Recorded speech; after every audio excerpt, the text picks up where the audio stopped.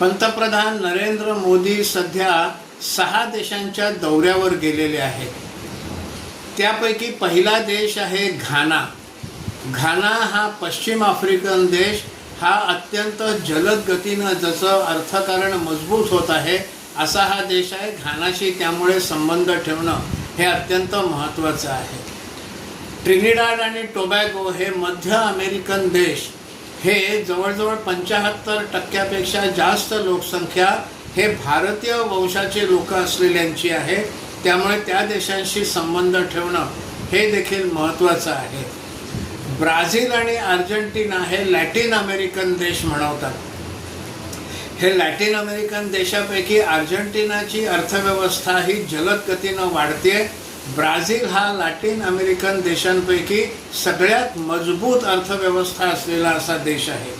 ह्या दोन्ही देशांमध्ये भारताला लागणारी खनिज विशेषतः लिथियम, ग्रॅफाइट आणि रेअर अर्थ्स हे त्या 2 देशांमध्ये उपलब्ध आहेत. त्यामुळे त्यांच्याशी व्यापारी संबंध जोडून आपल्या पुढच्या प्रगतीसाठी ही खनिज मिळवणं हे भारतासाठी महत्त्वाचं आहे. 6वा देश आहे नामिबिया. हा आफ्रिकेतलाच देश आहे आणि या देशाचे भारताचे खूप आधीपासून चांगले व्यापारी संबंध आहेत. त्यामुळे अधेमध्ये तिथे जाणं हे महत्त्वाचं असतं.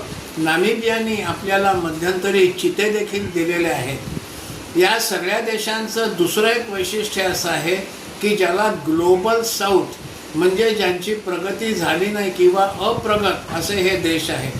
इथे जाण्यामागचं मुख्य कारण असं की या देशांना आपल्यासोबत घेणं हे आंतरराष्ट्रीय राजकारणाच्या दृष्टीने महत्त्वाचं आहे. चीन आणि अमेरिका या देशात शिरू पाहत आहेत.